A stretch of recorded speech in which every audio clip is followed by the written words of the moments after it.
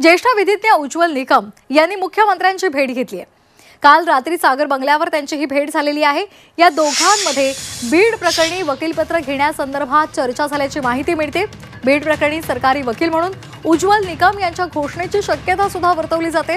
बीडमधील संतोष देशमुख हत्या प्रकरणी निकम यांच्याकडे वकीलपत्र द्या अशी मागणी भाजपचे आमदार सुरेश धस यांनी केलेली आहे। तसंच देशमुख कुटुंबियांची सुद्धा तीच मागणी आहे आणि त्यामुळे आता या दोघांची मागणी पूर्ण होते का हे पाहणं महत्त्वाचं ठरणार आहे। उज्ज्वल निकम यांनी मुख्यमंत्र्यांची काल रात्री सागर बंगल्यावर जाऊन भेट घेतलेली आहे। बीड प्रकरणाचं वकीलपत्र घेण्यासंदर्भात त्या दोघांमध्ये चर्चा झाली आणि त्यामुळे आता हे वकीलपत्र उज्ज्वल निकम यांना दिलं जातंय का त्या संदर्भातली घोषणा होण्याची शक्यता सुद्धा वर्तवली जाते।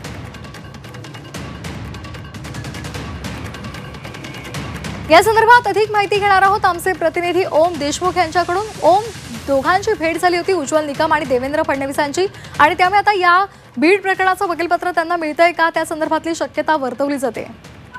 श्वेता, काल देवेंद्र फडणवीस राज्याचे मुख्यमंत्री आणि उज्ज्वल निकम ज्येष्ठ विधिज्ञ यांच्यामध्ये भेट झाली आहे।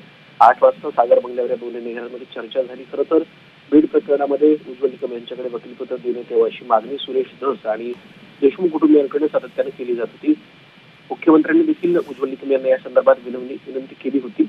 याबाबत आपण लवकरात लवकर निर्णय देऊ असं देखील उज्ज्वल निकम यांनी सांगितलं होतं।